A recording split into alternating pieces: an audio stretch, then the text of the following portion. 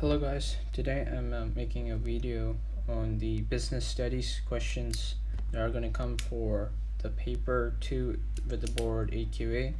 This is for the paper 2 that's influences on business, and I think the paper component is called influences of marketing and finance on business activity. Alright, so that paper is going to come for exam, so you guys should be ready for answering all maybe calculated related questions. In this video I'm just going to be going through the walkthroughs through some maybe multiple choice questions and a bit of wordings and mostly calculation based questions. Alright, so please do like, share and subscribe to the video. It really helps a lot. So let's start with the channel. Let's start with the video. Okay.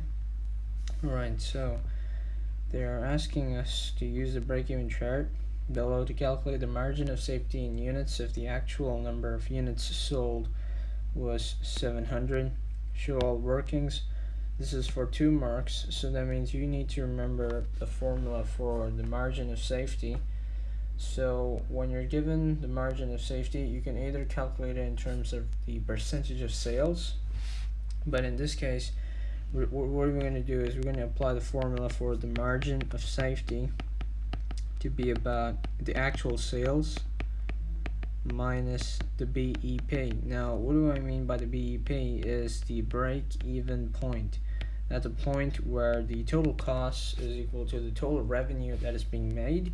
That's usually like an intersection point. So in this case, on the diagram you can see that the 2 lines are intersecting at this point. So the cost of revenue is this much and the units sold is 400. So we need to sell 400 units in order to cover up the costs. Alright, so in this case we have found out that the actual number of units sold was 700. That's given in the question. So you do 700 minus the break-even point, that is 400. That's given on the diagram. You just need to do for 2 marks 700 minus 400 to give you of about 300. So your answer must be 300. Now this means that you have to calculate the margin of safety, and I think you can just leave it as 300 for some good 2 marks. Remember to show your workings. Alright, okay, let's move on to the next question. They're asking to state and explain 2 extension strategies that can extend the life cycle of a product.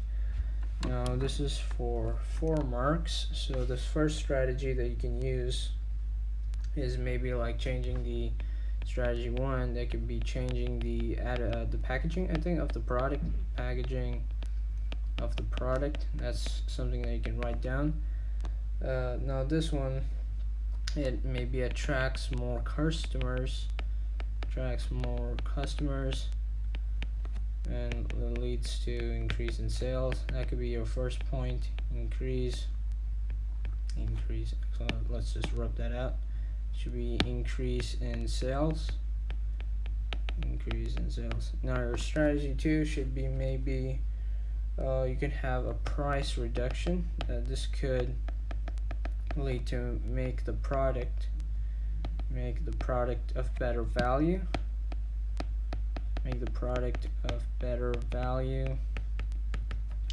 For money, and indirectly and increase sales. So that's for 4 marks. You just need to say these many stuff and increase sales, right? Alright, let's move on to the next question. So the next question states that it shows item A, it's a swim to success. So based on this, you guys should read this up. Is that swim to success is a program that teaches young children how to swim through the weeks. So based on this question, when you look at this question, it's showing us a table. So we have to analyze how much the revenue that STS could earn in 1 week. So the revenue, there are many methods in calculating this. So first of all, let's just, based on looking at the table, let's analyze for 3 marks what method do we have to use. So they're telling us that swim to success is a program. Okay, most of the other information is not needed. We know that it's a sole trader, and we know, okay, what do we need to know is that Jade has recently received a letter from the bank explaining that the interest rates on the bank loans and overdrafts are going to increase. Okay, we know that the costs are still high, so they're not giving much information on that, but we know one thing is that the young children are taught how to swim through weekly lessons. Alright, so that's something that we need to understand here. So they're asking us to calculate the maximum revenue. So the first thing that you can do is, since we know that the number of pools with swimming classes are 5, the price per child is yours 9, and the number of swimming classes. So what we can do is we can find out the total number of classes. So we can do the total number of classes. So based on looking at this, we know that the number of pools with swimming classes are 5, and we know that the number of swimming classes per pool is 14 per week. So we know that there are a total of 5 times 14. That would give us about 70 classes per week. Now what we have to do is we have to find out now the total number of children that are taking part in this program. Total children, maybe you can just mention the word number, total number of children. So now in order to do this, you have to calculate the price per child, right? So since we know that there are a total of 70 classes, since we know that there's price per class, that's per child, and we know that there are maximum number of children per swimming class is 8, so we have to do 70 times 8 to give you about 560. That could be the total number of children in this case. Now you have to just write down the max revenue. You just need to calculate the max revenue. Now this is mainly the 560, since we know that that's 560 children are taking part in this program, multiplied by the price per child, that is euros 9. So times euros 9, this will give you a price, a maximum revenue of about, just type that in calculators, you get about 5,040 euros. So 5,040 euros, that could be your answer. So now there are other methods you can calculate. This is just one method that I'm trying to follow. I'm just calculating total number of classes, multiplying that by the number of children, and then multiplying that 560 value times the price per child, and that's about euros 9. So in that case, I think that should be okay. Let's move on to the next question. It states, okay, now these are multiple choice questions, so you must be really strong in them. Which element of the marketing mix involves selecting a channel of distribution? Now a channel of distribution, this mainly involves I think place. So what you need to do in the exam is do not tick the boxes. What you need to do is just circle this and put some black ink there. Alright, so that's just showing that place is the answer. Alright, now which source of finance is available to a limited company but not a sole trader?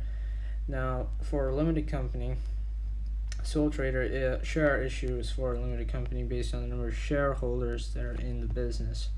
So that could be your second point, so that's D. Third question, which pricing method involves calculating the cost of production and adding a percentage to make profit? This is mainly content learning. This is cost plus pricing. They add the cost of the production along with a percentage of profit. So that could be B. That could be your answer for 1 mark. Your next question is going to be 1.4. What is the name for the category of products in the Boston Matrix label X below? For people who are taking like Business 9225, I don't think so. Maybe this question might appear. It depends from code to code, but this is less likely to come. All you need to remember is that this is since this is like a cash cow that represents, I think economics students might know this better. So it's a cash cow. Alright, let's move on to the next question. 1.5 states that one method of growth involves employing another business to produce products or provide services. This is mainly, if you can look, it's just called outsourcing. You just hire another business to do your work, to produce like certain products or provide services. So now let's move on to the next question. 1.6 is that which of the following would be on a statement of financial position. So we know that rent won't be there on the financial position. It's mainly the non-current assets that's most likely to come, that the assets that most likely to sell for a short term. I think that's the answer. Yeah, it should be non-current assets based on looking at the idea that it would be on the statement of financial position. Next, what's meant by the term economies of scale? Now, for this economies of scale, they're just achieved by selling products at lower cost, right? For example, through bulk buying. So, economies of scale, you could just mention that economies of scale, they result in unit costs being lowered, unit costs being lowered as the output increases. The individual cost of the product falls. The individual cost of product falls. And one example maybe you could just give is bulk buying. That could be one idea that you can throw there. Okay, bulk buying is one of them. Next question. Now, what is the buying and selling of goods and services through wireless handheld devices? We all know that is m-commerce. So it's m-commerce. Which pricing strategy sets a high price for a new product at first, then lowers this over time? This is called price skimming. So that's for your second point. Alright, let's move on. What is the correct label for the position X? This position here represents like the it represents the total cost, okay, since it starts at the fixed cost. So whenever you see a line that starts here, remember it's the total cost. This should be the answer. Your next question is, which of the following is an example of a current liability? So for a current liability, this would be overdraft. That should be the answer. Alright, now next question. Which of the following is a method of primary market research? Primary market research are like research that are collected by yourself, like through interviews and through focus groups. Secondary is more like using other people's data or resources. So 1.5 should be B. Let's move on. Which type is a diseconomy of scale? So for a diseconomy of scale, this is basically due to poor communication. That's one point. That's one point that you should consider. Alright, poor communication is a factor. Now, next question is, which one is the following? Which one of the following is a primary industry? Primary industry is mainly farming, agriculture, all this stuff. Primary is farming. Which one of the following is an example of secondary market research? Since we know that secondary market research is using research gathered by others, we know it's like studying your competitor's sales figure. Okay, sales figure. Next one, a business has variable costs this much, $3.00 per item manufactured, and fixed cost of $500. What will be the total cost of manufacturing 1,000 items? So now, in order to calculate this, what you need to know is that the variable cost is $3.00 per item. Since you have to calculate the cost of 1,000 items, so you have to do 3 times 1,000. This should give you 3 times 1,000. That should give you about approximately, I think this is from the specimen paper of the business paper, okay, with the code 9225/2. That's $300. Now, total cost is equal to the fixed cost plus the variable cost. So that means the total cost is equal to the fixed cost. That is $500. $500 plus $3,000. That's about $3,000 plus 500. It's $3,500. That should be your answer. $3,500 is your answer. USB, unique selling point. That's what it stands for. Okay, it's a unique selling point. So it's somewhere here. Remember, just try to draw it properly. Circle it properly. Okay. Question 5. Which one of the following is most likely to happen if there is a large rise in unemployment? So more people will be looking for work. Alright?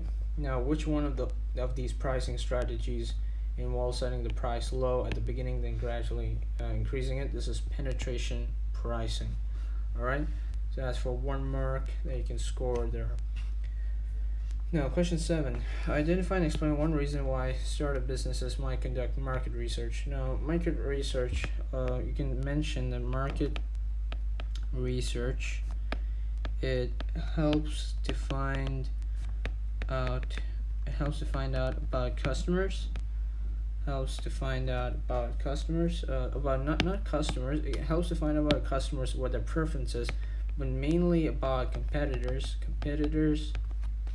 So they might find out how many competitors there are, to find out about competitors, like the numbers, right? Competitors' numbers.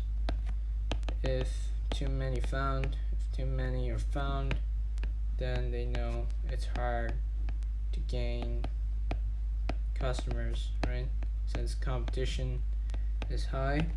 Maybe to determine, you can write to determine a pricing strategy, right? To prevent, just reload the software again, to prevent business loss, and reduce costs, which leads to business success, right? Business financial, maybe you can mention that as well. Business financial stability, that could be your answer as well. All right, let's move on to the next question. Next question shows the revenue and cost of a cafe for 3 months. You're asked to calculate the average monthly profit that are made over these 3 months. They have given you 3 columns and about 4 rows showing you the month, revenue, and total cost individually for table 1.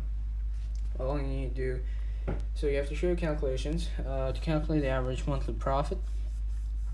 What you need to do is you have to, I think, since we know that profit is revenue divided by costs, let me just check out the formula for profit just to confirm that we have the right idea.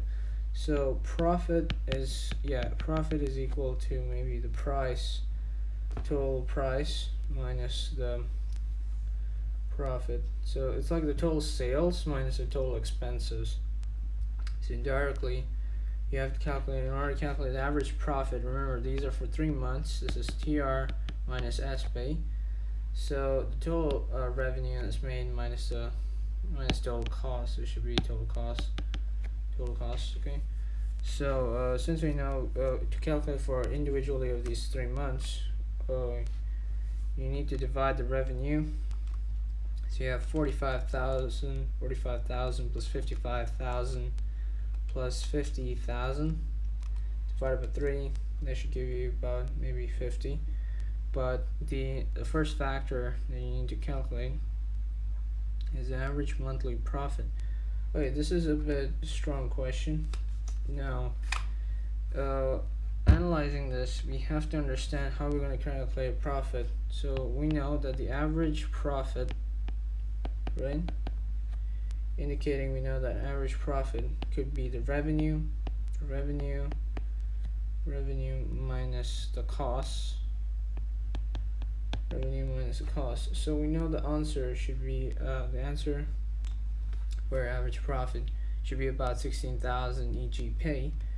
So since we know that the total profit is, so what we're going to do is we're going to calculate the total revenue. Let me see if by calculating the total revenue we can get the answer right. 50,000. Okay, so total revenue is 150000.